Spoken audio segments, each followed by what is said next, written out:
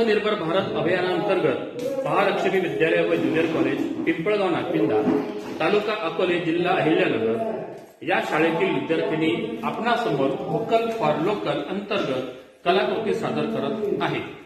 आमच्या टीमचे नाव सावित्रीबाई आहे।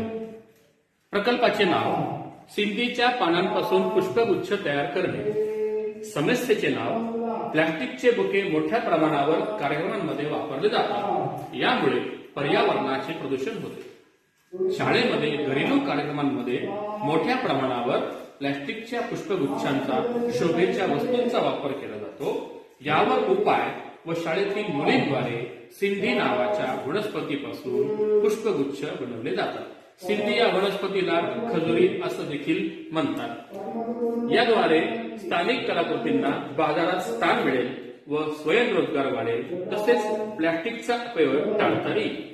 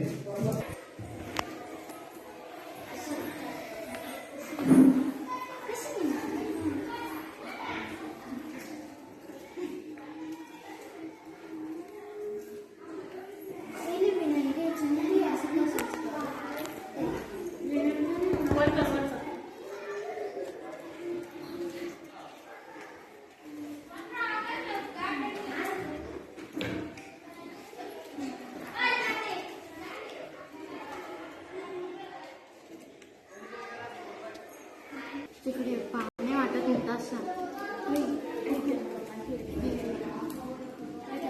इथे